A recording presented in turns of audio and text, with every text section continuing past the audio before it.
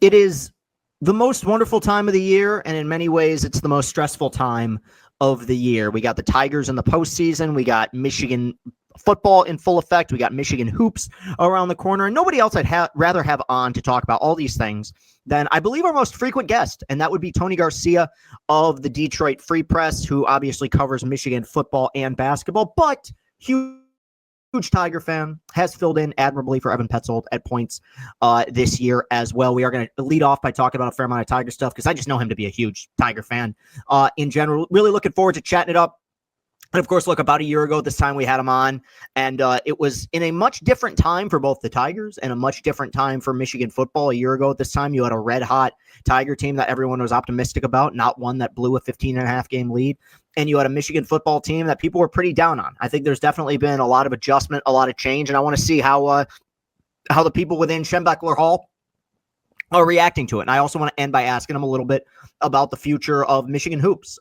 Expectations are going to be very high for Dusty May in year 2. So there's definitely a lot to be excited about, a lot to look forward to, and a lot to discuss with our friend Tony Garcia. But before we get to the interview, you can follow me on Twitter at Castellani2014. We are available on YouTube. Hit that like button. Hit that subscribe button. That way we can get those watch hours up. Available on TikTok, which is continuing to grow now at 10.5 thousand, which is awesome and really humbling. We are available on audio form on Apple Podcasts. We are available in audio form on Spotify. And of course, CastellaniContent.com is our website that's getting updated every single day with the content that Austin and I create. Exceptionally proud of that archive that we have. Like, hey, if you're watching this on Tuesday the 30th, it means that the Tigers have a playoff game today. You can go back and watch every single post-game video that I did this year for the Tigers, all 162. They're all in one place, very neatly archived. I'm very proud of that. I think it's cool. And every so often I'll get DMs from people being like, hey, man, can you find that video where you said this about this team? And I now have the ability to be able to go back and find it just because I have a very bizarre photographic memory. And I remember a lot of the things that I say about my favorite baseball team. All right. That should do it for the intro. Let's jump right into it. This should be a lot of fun. I mean, this is, like I said, it's an awesome time of the year. And I always love chatting it up with Tony. So our interview with Detroit Free Press writer Tony Garcia.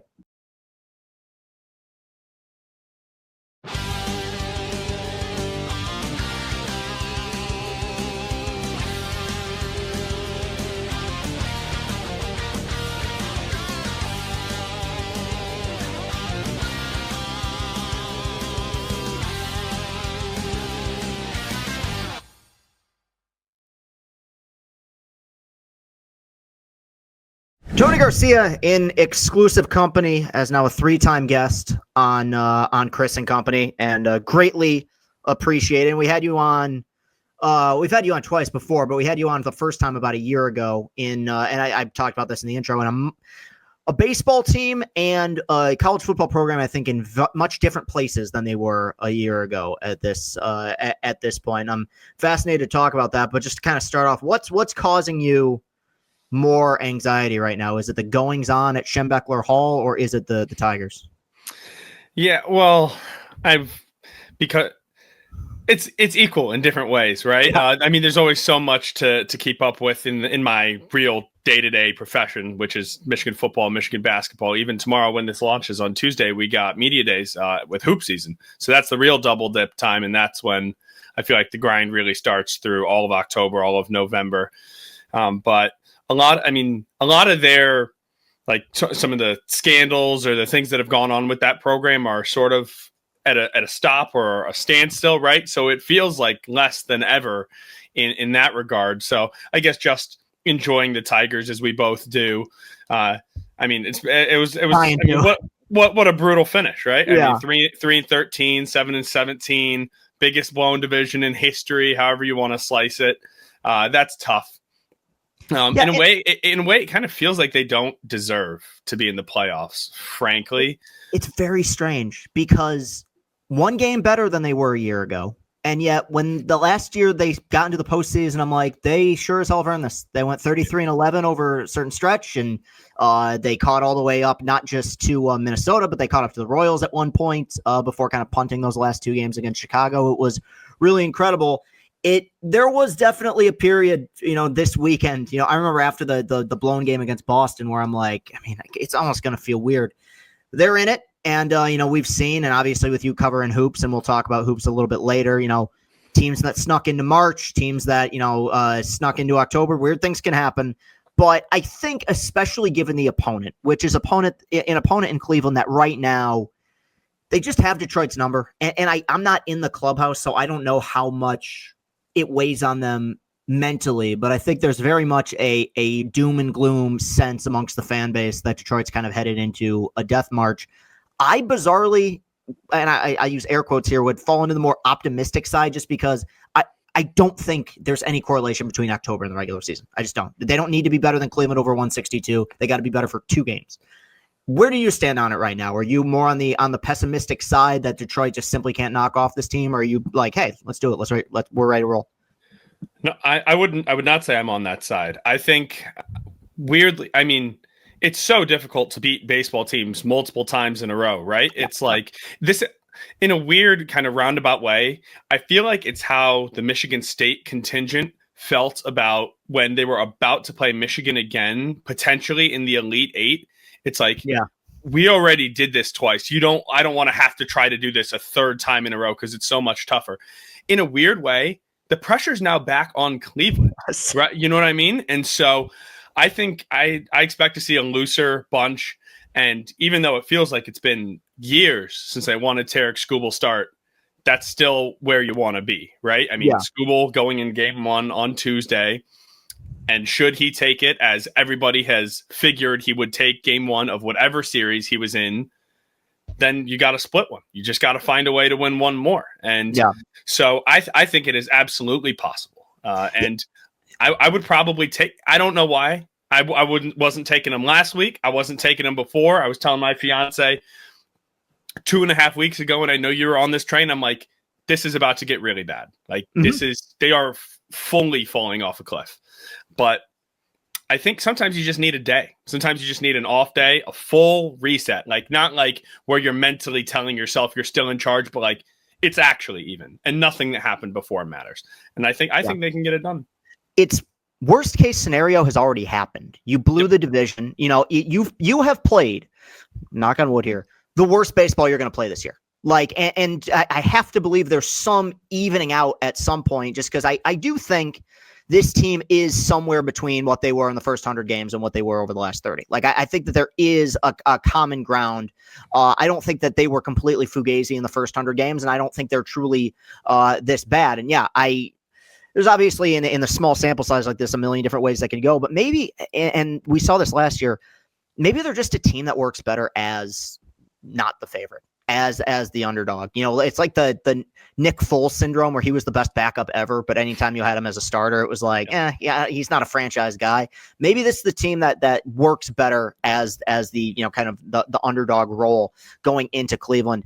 I've asked a million different people this, whether it's fans or media members, and I asked Cody Stavenhagen last week, who's to blame, or how did this all go wrong? And he's honest and he's true in the sense that it just kind of feels like a little bit of everything. From your perspective, if you had to divvy up the pie, who would you say gets the brunt of the criticism for why September and really the second half as a whole went the way it went? Man, that's a tough question. I would say first, some of it is circumstance. Had Finnegan not gone down when he was red hot, I think they're able to close just 1 or 2 more, and they only needed 1 more game, right? Mm-hmm. And they would have won it. So that's bad luck. Colt Keith being injured for the last couple of weeks, it really shrinks their lineup. That's not good. But if I was pointing it to one thing, I think it's that they don't have a Tarek Skubal in the everyday lineup. Yes. That he is an alpha and the leader of the team, but the real clubhouse leader in the batting order, in a way, like, while fans might not want to hear it or not, it's Javi Baez. He is actually the guy who is like just like sort of a ringleader. Like, it's kind of what went wrong with the Tigers in their heyday. You know what I mean? Mm-hmm. JV and Scherzer kind of going at each other, not great chemistry in the rotation. Miggy is an awesome player, but he's not a big speech guy, a rally the troops guy. I don't know. I don't think Riley is. I don't think Carey is. I don't think Spencer Torkelson is. I think they're all, maybe one of them will grow into that. Yeah. But I think it's just the fact that it's caught up to them that they don't have a Freddie Freeman. They don't have Aaron Judge, someone who is just so obviously the dude. And while some of them, when you look at their, as AJ says, look at their like the back of the baseball card, some of those numbers, like Riley Green's numbers, aside from the strikeouts, are going to look fantastic this year. But he didn't come up clutch for them when they needed him to come up clutch, oftentimes. Yes. And so I think it's just not having the dude. And so I don't know that you could put that on one blame or put that blame on just one person, because there's so many people who could have picked it up and nobody did. Yeah, I mean, it's, again, the pie's divvied up a million different ways. They didn't have a single clutch moment in the second half of this campaign, it felt like. And they had a lot in the first half. And when you look at, like, even though Cleveland, went 5-1 in those matchups at the end, every game was a difference between probably two hits. It was Cleveland taking advantage of opportunities where Detroit didn't. And so I think that's a big part of it. I think from a fan perspective, and I'm not saying it's the entire reason, because I think some regression was natural, Paddock Morton at the deadline, that's just bad. That's just an all-time. Yeah, go ahead, man. Yeah. No, you're right. I mean, it's the GM. I guess that's the real answer is Scott Harris. It is the lack of what he did at the deadline, for sure. But then everybody regressed, right? And it's his job to foresee that, to know that Zach McKinstry is playing over his skis, to know that Casey Mize was an all-star in the first half, and like, are you actually going to get another all-star again when he had been a 500 pitcher? And Casey's actually been pretty good. Jack Flaherty not being the Jack of the year before. Will Vest, phenomenal through 4.5, 5 months, and then he hit the skids in September too. And so, but no, I think that's very fair. I think how they did getting Morton and not Verlander at the deadline. I mean, emotion and Detroit ties aside is just baffling, especially when you see the way JV finished the year. I mean, that's the big problem is Verlander was pitching his ass off. And I don't think I talked about this with Cody last week. I think we're going to end up this offseason talking about potentially acquiring the exact same players we talked about last offseason, what did we say last offseason? You go get Verlander on a 1-year deal and see if you can bring in Bregman. Well, Bregman's going to opt out, and Verlander's probably going to try for one more year. Those discussions are probably going to be had once again, because Verlander was really good. And yeah, I mean, again, so many reasons, but it's just optically, when you see what Seattle did and when you see what some of these teams did, that really bolstered their lineups. I mean, to come away from it with one guy who I don't think is going to have any role in the team in the postseason, one guy who pitched for the Braves yesterday. I mean, that's just not a formula for a success. The last question I have about the Tigers, just because all year, and I've said this for the longest time, October has a tendency to be very random. And what I said all season was, I think their goal in the regular season should be to win the division. They coughed that up, meaning that a lot's going to have to go right for them in October for me to look at this season overall as a success. How would you view it? Is it as simple as, hey, you beat Cleveland, you get back to the ALDS, it's a successful season? Do they need to get farther than they did a year ago? What do you think would be the measure of success for this team with the way things ended in the regular season? No, I mean, I'm in lockstep with you. Had they taken the division step, because especially they can't put the emphasis that they put on winning the division all year and how important that is and what that means and the longevity and the grind of a regular season quote unquote title. I mean, 10 years since they won a division, and you had it in the bag with the twist tie closed. You just had to seal it. And all the garbage contents fell out. They didn't close it down. Right. Yeah. And so if they don't win this series, I think it's very safe to say, obviously not a truly successful season. And I'd say you probably have to win too, because otherwise last year was just was supposed to be a step. But if you do just repeat the same thing you did the last year, but in kind of a worse way, I don't know how you view that as truly successful. I mean, it's not like some horrendous failure, because it had been, back-to-back postseasons. If you think about the previous 8 years before last year, nobody would have cared, right? Like, that's just like, that is a step, but you can't be up that much and have everybody affiliated with the game just declare this as the first Division 1 and then lose it and then get bounced in a 3-game set and all of it just disappear. So I don't think that would be successful. If they go to the ALCS, it's obviously a successful season, Yes. no matter how they got here. So it's such a weird ending. And that's why I said there's a time release on this divisional collapse, just the same way there was in 06. Nobody remembers the 06 collapse. The team went to the World Series. It's a footnote in history that they lost the division on the last day of the season. It's where I actually think playing Cleveland kind of helps you, because you win that series.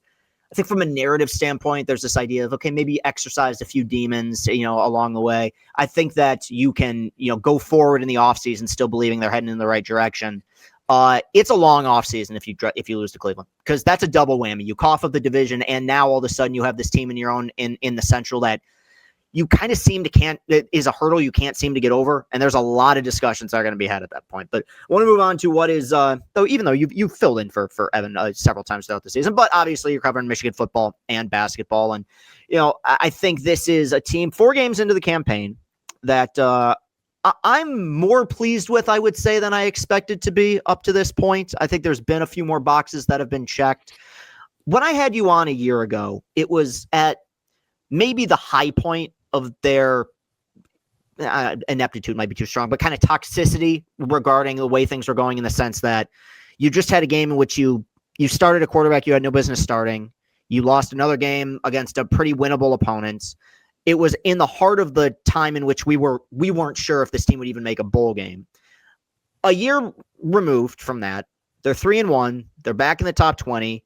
You have your quarterback for the next 40 games, essentially, in Bryce Underwood. You have, at least as of the time of this recording, potentially a Heisman candidate in Justice Haynes. You have a very good, running back tandem. Last year, there was so much focus on the quarterback play, or lack thereof. But when I interviewed you, I remember coming away from that thinking, like, there's a lot of kind of loose threads here. There's a lot of things that need to be tightened up that go beyond just what's happening in the quarterback room. Do you feel like, as a whole, the culture is in a better place than it was a year ago at this time, or do you just feel like winning has simply kind of masked those problems? No, I think it is. I do think it is, because they were also 3-1 through 4 last year, that was part of the 1-5 stretch, because after they beat USC, they beat Fresno State, they beat Arkansas State, they beat USC, they beat Minnesota. They're 4-1 at one point, and people were kind of in a similar vibe. Like, they're not fully bought in, but like, hey, this is still going to be pretty good. This is, I would say, notably better, because they stole those USC and Minnesota games. Like, totally. Certainly the USC game, but the Minnesota game, I don't know that they really deserve to win. If not for a penalty, that onside kick, Minnesota probably wins that game. Yeah. Yep. Nope. Yep. Or a 63-yard run on 3rd and 2 when you cannot throw a forward pass, right? And so, but this year, I'd say the thing that struck me the most about this first month is what happened after week 2, after the loss to Oklahoma, because I've heard this from coaches, I've heard this from players, that Texas loss last year splintered the team. It really fractured the team, because they hadn't lost a regular season game the year before. They hadn't lost a regular season game the year before that. It was into TCU. And the last time they had lost one in the Big Ten was like Michigan State in 2021. Yeah. And so it had just been so long since they'd experienced anything like that. Instead of it being a rallying point, it fractured things. Guys started going their own way, looking out for themselves, and then things just spiraled. And there was no Bryce Underwood to just be like, oh, well, at least we got the guy. Like, at least we know someone who's really competent. There was never any confidence in the quarterback room. You're going from A to B to C back to A. You just never seen anything like that. Receivers aren't making plays. The offensive line, and they were in a tough spot. They had lost their top 6 offensive linemen, like all 5 starters plus a swing tackle from the year before. Everybody is in a new role, and nobody knew how to handle it. But this year, and I'm not saying that the players only meeting changes and everything, because we've seen every team do that at some point, but they did that. They had the captains lead this thing and explicitly say, like, we are not going that other way again. Like, now, I'm not saying that means that they're definitely going to make the college football playoff or win a game or make a deep run, but they stuck together. And that Nebraska game this year while Nebraska can never get out of its own way, it's probably a game they lose last year, frankly. Absolutely. I mean, they were 1-4 on the road last year, and then they lost the Oklahoma game. So in the Sharon Moore era, quote unquote, they were like 1-5 away from the big house, not neutral site, like the bowl game. And so this year, I think the vibes are higher. It helps when you have a quarterback who you can rely on. The defense is not taking. It took a little while to, even though Wink Martindale had the same system, quote unquote, as Jesse Minter, there's new terminology, there's new pieces. It's a new guy you need to get used to. They had new defensive backs coach, Lamar Morgan, new linebackers coach, and Brian Jean-Marie, new defensive line coach, and Lou Esposito. It's all new faces. It's just year 2 under that. And so They kind of picked up where they left off on that side of the ball. They still got a kicker who can save them. And now you have competent quarterback play, which is what people were saying last year, right? Like just have anybody. And this is better than that, right? And Bryce Underwood is notably better than that. Yeah, and the quarterback play a year ago, and we talked about it, it had a trickle-down effect on the rest of the team in the sense that defense was constantly gassed. Field position was always in a terrible spot. You were unable to play complementary football on any side of the ball simply because you didn't have competent quarterback play. Going back to the Nebraska game, and that's a really good point you make, even in that game, they had 2 giant self-inflicted wounds that absolutely would have undid them a year ago. The Hillman penalty in the second half when they were, really kind of about to take control of the game, and the Hail Mary coaching mistake, whatever you want to call it, time, clock management thing at the end of the first half. When that play happened, I remember thinking to myself, they're probably going to lose this game now. And they bounced back really strong in the second half. I think that the point you make, it just feels like the leadership is better this year, and it's not really meant to be a criticism of what it was a year ago. I just think that you had for so much luck where for about 3 years there, you had guys that had been in the program for a minute that just knew. Sainer Still and Barrett and Junior Colson. I mean, some of these guys were 6-year seniors, and a lot of them left. And not only that, but you had, the injury to Rod Moore, who I'll ask about here in a minute, and who was, you said could have been probably would have been the key piece and the leader of last year's defense, who missed the entire season.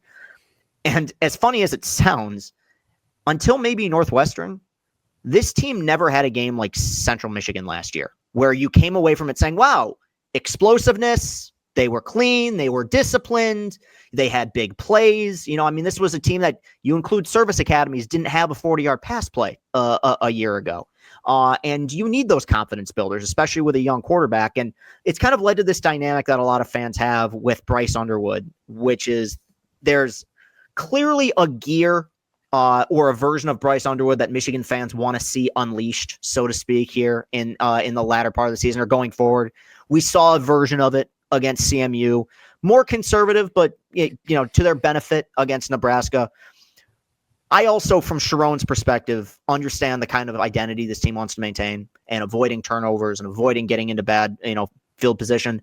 Where would you put the trust level at right now with Sharon Moore and Bryce Underwood? Is it high, or is it more so that he's just simply focusing on other areas of the football and not just what he can get out of the quarterback position? I would say the trust is very high. I would say he has a lot of trust in Bryce Underwood. But if things go wrong early, that can just lead to sort of a here we go again, or you could even have Bryce second guessing himself. If the coaching staff is the one holding you back, then Bryce is not going to lose confidence, right? It's just it's gonna be like the Oklahoma game where, hey, like, that's on us. We did not put you in the position to succeed. And now we're not going to do that again. As Biff Poggi said, they're not taking the air out of the ball anymore. Now, that doesn't mean you're going to be an air raid offense, but they're going to let him run. They're going to let him improvise and make plays. And now it's on receivers to start making plays for him. I wrote a piece today. Michigan has 11 drops, which is the second most in the Big Ten, tied for the second most in the Big Ten. And Bryce has done, even though he only has 2 passing touchdowns, right? I think through 4 games, he has almost 1,000 yards of offense. He has 5 touchdowns, a couple turnovers, 1 pick, 1 fumble. If you extrapolate that out over an entire season, and he has 20 to 22 touchdowns and 7 or 8 turnovers, those are really good numbers. Yes. And it's still leading a functional offense. And you said it right. I mean, you got Justice Haynes, who's running for 100, 150 pop a game. Their offensive line is starting to actually create push these last two games, which was notably different than the first two. And so they still want to be balanced. They want to use Bryce as like, he is a guy who can go win you the game, but they don't want to say, hey, just go win us this game, right? Like, they don't want to put all the pressure on Bryce Underwood, even though they know he can do it. And that's not to say that they're not going to ask him at times like, hey, like, whatever you like, we trust you, and just go turn it loose. They had to have a few games. There's a learning curve. He had never started a college game. Then he had never started a road game. Check. Now they're back home. He bombs Central Michigan, but then he's in the road game in the league for the first time. There's another learning curve.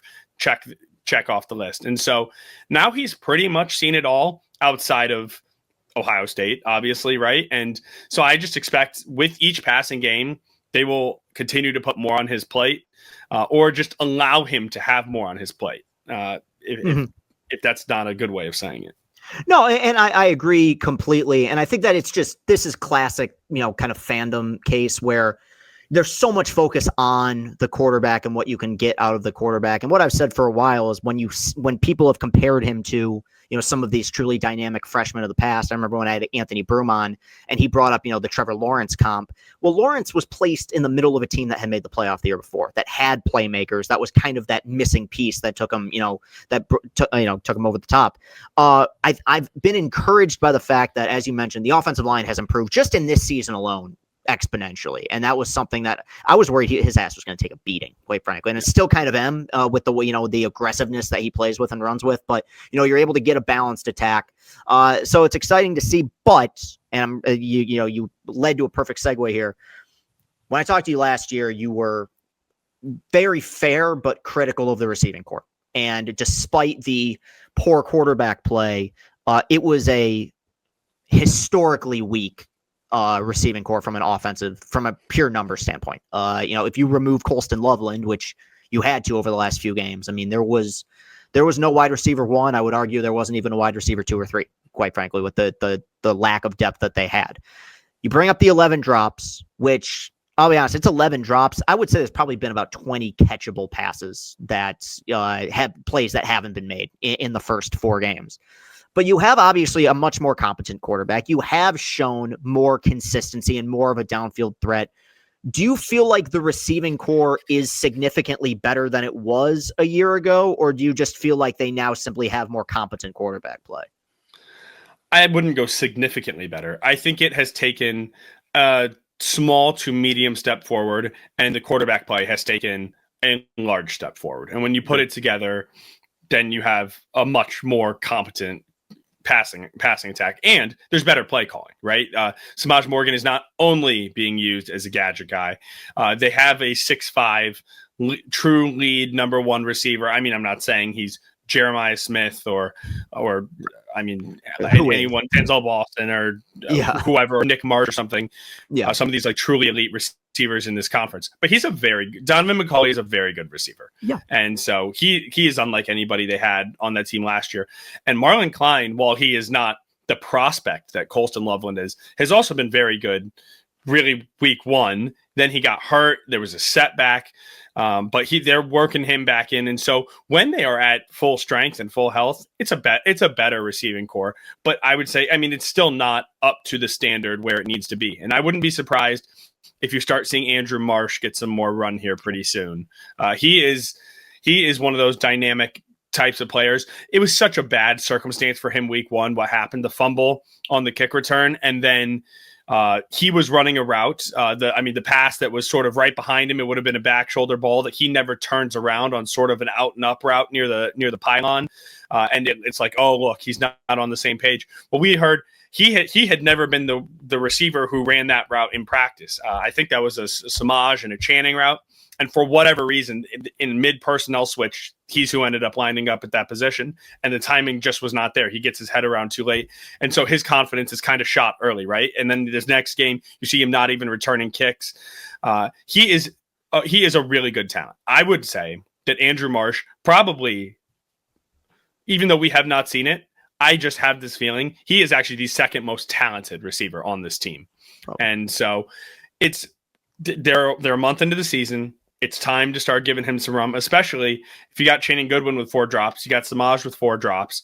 Somebody's going to have to step up and start making some plays. And so someone like him could be a really good option. And then you could feel like you have some more depth in this room. What's happened to Frederick Moore? Yeah, no, good question. He never really, and not trying to slander Frederick Moore in any way. I just don't know that he's much of a difference maker in any way. Like he's never shown anything. Like he just had his first career touchdown against Alabama. That was when they're playing lots of backups, and he only had 4 grabs for 40 yards or something, and that was a career day. He's never shown that he can just be like, when Samaj gets the ball in his hand, he can make you miss. He can be an explosive player. And Donovan McCulley is just a different type of athlete. I think Fred Moore is just kind of in between. I don't know that he is a true starter Division I level football player. I just don't. He has not shown me anything in his game to be that. And maybe that's harsh. And I think a lot of us, just because we had heard the name for a few years and because they had nobody else in this room last year, he was getting run. But I think he has 1 target this year, and he had a drop. Yeah, no catches. Yeah, he does not have a reception this year. And given where things are at, I think coaches will tell you.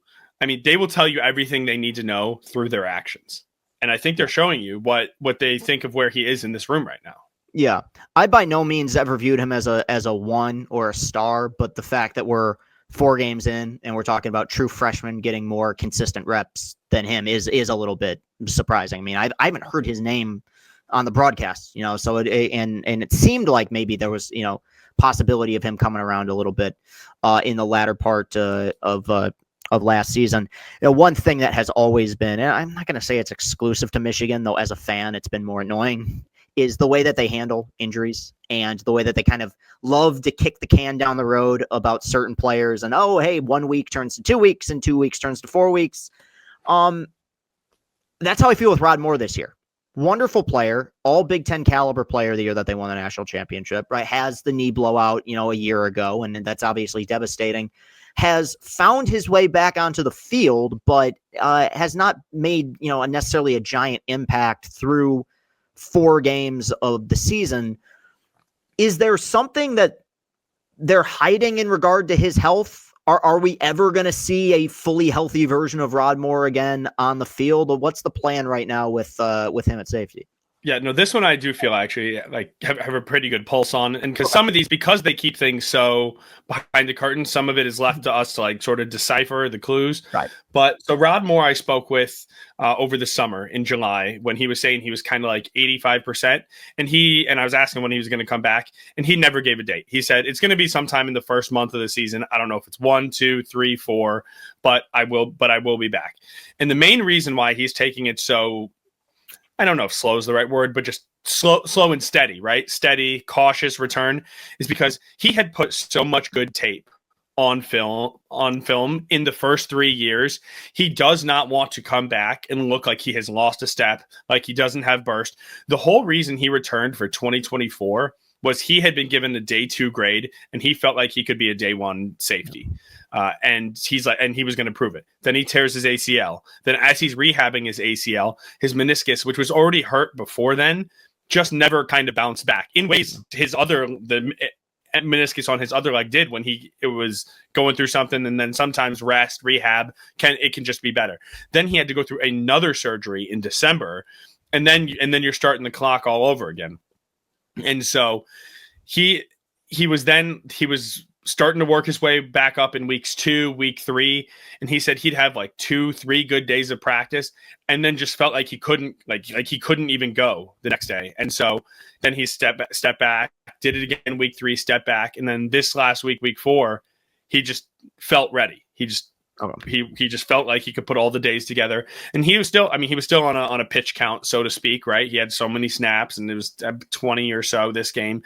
I would expect to see that up to 30, 40, 50. I think by November, I don't know if he will say he's ever 100%, but you will get at least an A- version of Rod Moore at some point this year. A very, very functional piece of this secondary. Yeah, and that was my concern. Is I understand it's different situations, but that we'd have a Will Johnson thing of last year where it was, again, kind of kick the can down the road, and then before you knew it, the guy played like 3 games and basically missed a heavy majority of the rest of the campaign, where I just, you worry about that because the guy's a key piece of this defense, though up to this point feels like the defense has come along quite well. This is sort of an aside here, but it's something that is being focused on a lot nationally. And look, you cover the national championship team and you got to know those guys, that program pretty well. And that includes JJ McCarthy. Are you surprised by how quickly it feels like the temperature's kind of been turned up on him with the way that he's performed and what's been, 8 quarters of football, but now obviously with the injury, it kind of seems like there's more uncertainty than we expected after 2 games? Or what's your kind of take on that, if anything? How that it's been, I guess, this quickly, maybe a little bit, but there was always a ton of question around. He was one of, I'm not an NFL evaluator, but I just feel like, and from reading and hearing and talking to everybody, he was always such a difficult quarterback to evaluate because of the insulation he had around him, right? And that was great for winning in college, but when you're throwing 1 touchdown in your final 5 games on the way to a national championship, it's not like you're the one leading it, right? When there are games, some of the biggest games, TCU, you're throwing a pick 6, you're throwing multiple interceptions, and on a big stage, you're not doing it. And then other times when it's at Ohio State and he's 27-1 as a starter, right? So you are finding things to nitpick, but having Blake Corum, who runs for 28 touchdowns, having a top 5 DVOA defense in each of your 2 years as a starter, having Jim Harbaugh as your coach, who is just everyone putting you in perfect positions. It's so easy to jump back and be like, look, when things aren't perfect around him, can this guy be a difference maker? And now, yes, for the record, I think it is way too soon, to make any conclusions about what he can be, because you just see, just even in some of the sideline demeanor, and this is the JJ that we all got to know. This dude is a leader. This dude is such a great guy to have in the locker room, to have on the sideline. To have the onions to walk up to Justin Jefferson in your first start in the 4th quarter and be like, hey, don't give up on me. And then him actually look like, yeah, no, I got you. And then do it. And then lead the comeback. It's just, you do that. Moxie does not grow on trees. Yeah. But then again, he does look a step behind on some of his reads. He does look, it's been a rough 7 of 8 quarters. That much is true. And so I'm surprised the temperature has been turned up this quickly, but with how critiqued the quarterback position is, and the questions that came in around him just about sort of the nature of the position he was put in, you can see why people are saying like that's kind of a red flag. And so I can see it both ways, but I have faith in JJ. I do as well. I also think with the Vikings being the team he plays for, there's almost this victim of their own success type of thing where O'Connell took Sam Darnold, who was as big an afterthought quarterback as there was in the NFL, this journeyman guy, really up to that point a bust, and from day one was just slinging it. And they had a high-powered offense that wins 14 games. I think that with O'Connell developing the reputation he's developed, there was this kind of belief of he's going to slide right back in and pick up where Darnold left off as a quarterback that's going to take a team, 13, 14 wins potentially. The other defense is, having watched the game they played against Atlanta, they weren't giving him any time. That offensive line, they were playing with a backup left tackle. He was taking a beating. So obviously you need a much greater sample size. But the point that you brought up to begin that, and of course I'm going to defend JJ, but that quarterback class, there was probably more good film and more explosive film from Jaden Daniels just in the game he played against Florida as there was JJ's entire campaign. And a big reason for that was Michigan was beating the shit out of teams. He would play 2.5 quarters, if that, for the first 10 games of the season. And then, of course, you had the Penn State game where they didn't throw the ball in the second half. So I'm still a believer in them, but it's obviously not an inspiring start by any means. Do you think, and it's so far we're ahead and they're different quarterbacks, do you think potentially that difficult sample size could impact Bryce Underwood at some point in the future with the kind of offense that they're running here? Do you feel like there's more dynamic playmaking capabilities?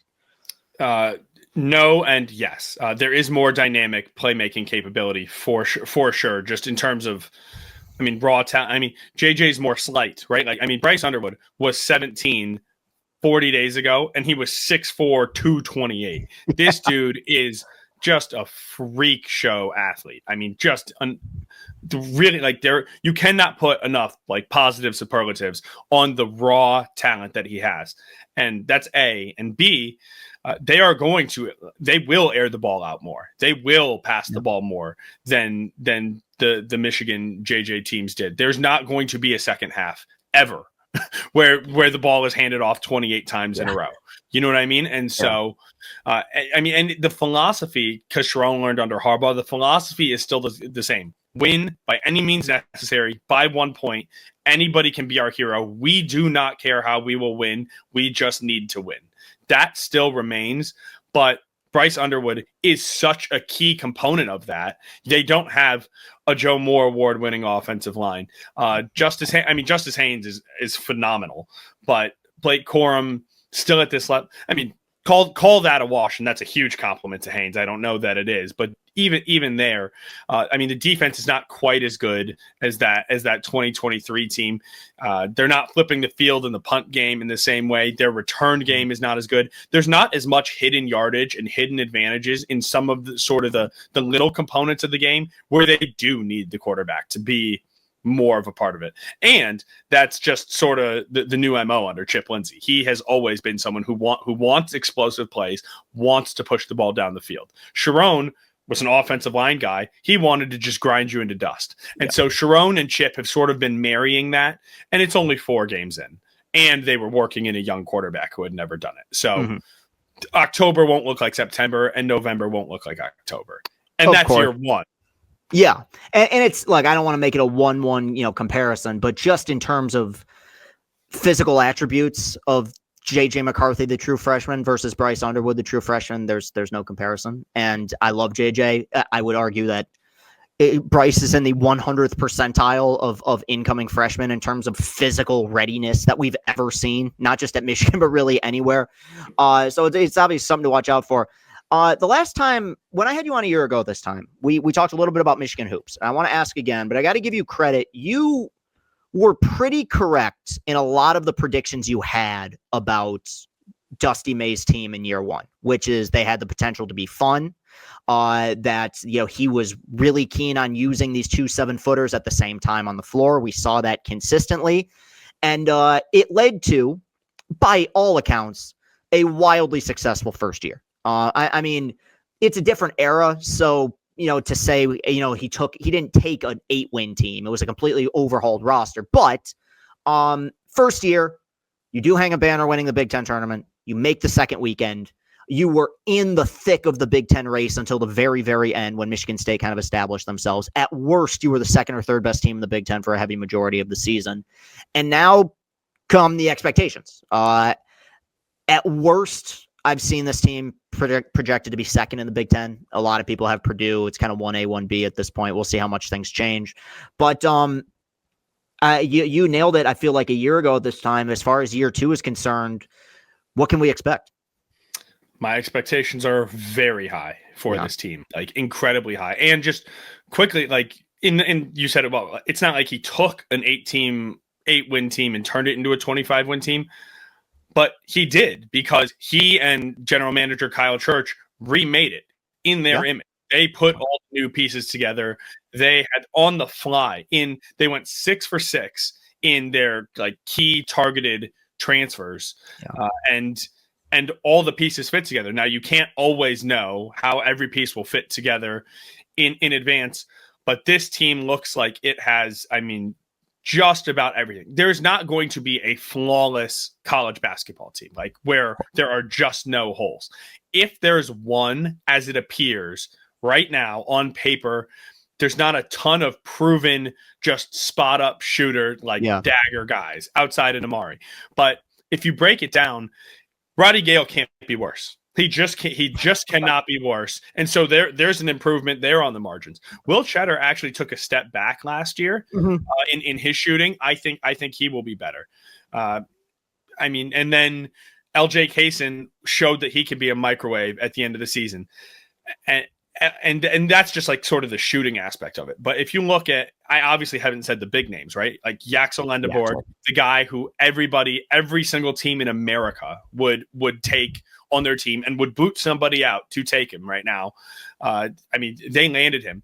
And if there's anything I'm the most excited by as a like for the Michigan fans, it is the way that risk assessment. And it's not just because they hit and they did get him at the end, but the way they treated him the whole way and talked to him and checked in with his camp and said, look, like we want, like, there is a spot for you here, but any questions you have for us, let us show you how we're going to use you and pave the way.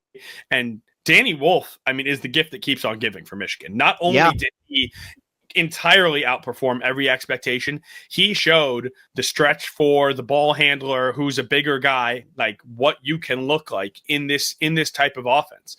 And so you get him, you get Elliot Cadeau, you get Ade Mara, just on and on. But I think Trey McKinney, I know I've just said a million names. Trey McKinney is going to be a dog, a straight dog. Like, this guy is a junkyard bulldog, and not to the level of Bryce Underwood, but he's that type of physical for coming in at the point guard position. There are not a lot of combo guards who are young freshmen who are built immediately for the Big Ten. And that doesn't mean he won't hit a freshman wall at some point. That doesn't mean he's going to be perfect, but this dude is big and strong. And it's rare that you hear this much positive this early about a freshman, and this staff just loves this guy. If it's a super bold prediction, I wouldn't be terribly surprised if at some point there's not some sort of flip flop between him and Cadeau, and if he doesn't run away with this thing, or work it into a 50-50 split, like a true timeshare. I think, and Elliot Cadeau is a really great point guard. He's just going to have to prove that he can shoot. He's going to have to hit shots. He's going because I think teams are going to force him to beat them that way. But he is, in the way Trey Donaldson last year was not. He is a true facilitator. Cadeau. This guy can set up. We were watching practice a couple months ago, and we're going to get to again tomorrow. And there are times. Well, number one, there's times where they got 5 guys on this court and 5 guys on that court. And I'm like, I don't know which one's the starting group. Either of these teams could be the starting group. This team is that deep. And also, some of these plays Cadeau made at the rim where it looks like he's going up with it and just drops off a pass, or goes up and just kicks out and just sets people up in really great spots. This team really has it all. And I think because they have to go to West Lafayette, I in my preseason stuff, I picked Purdue to win the league. I had Michigan second. I think if they're not in Indianapolis for a Final Four, everybody inside that program is going to be very upset. Wow. Getting me hyped, man. But you're saying, you're saying all the things a lot of other people have said about the depth they've added. And, there was never any concern about, the culture that he's building or anything there. But I just think the biggest thing with Dusty that got me excited a year ago and is going to continue to is the fact that he absolutely knows what kind of roster he wants to construct. And there's going to be zero issues like there were in the previous regime with floor spacing, with having guys playing out of position.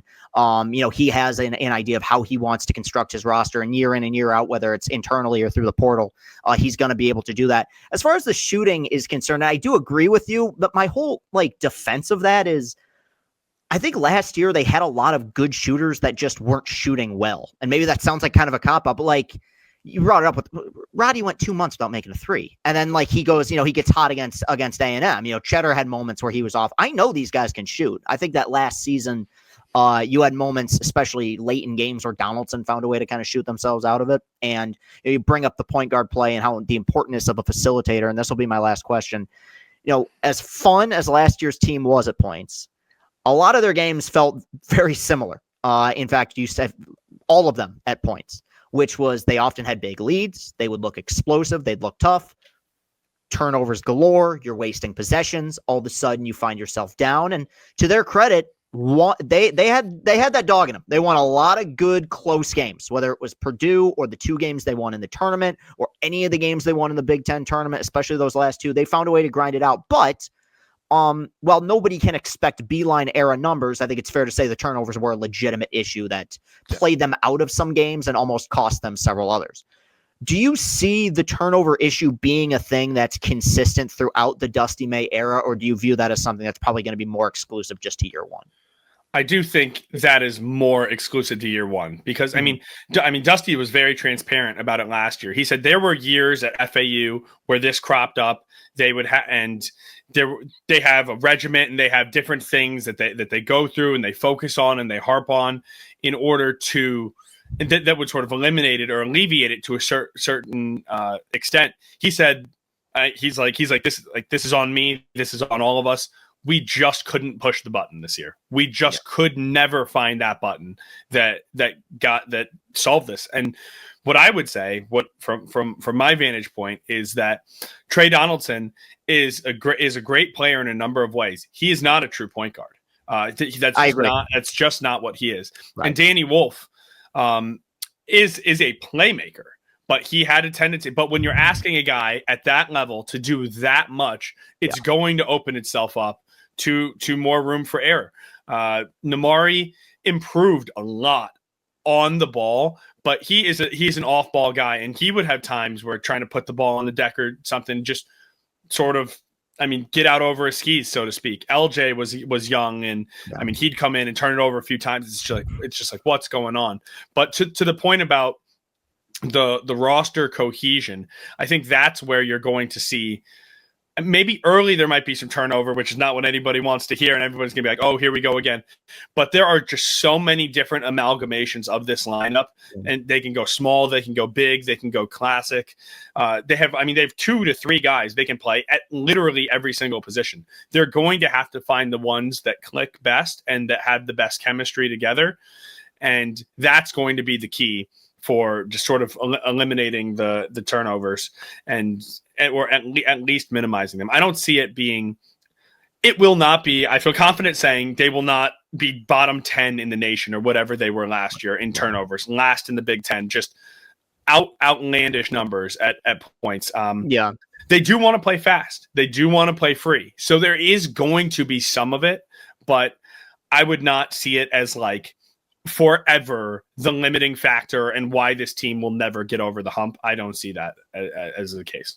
Yeah, and I'm very willing, as you just mentioned, if your pace of play is good and you're trying to push the ball, the occasional turnover. Izzo teams have always had that issue. Even some of the best ones, as great as the point guard play has been, they want to run. There's no team in the country for the last 30 years that's been better at scoring immediately after the other team scores a basket than Izzo teams have, right?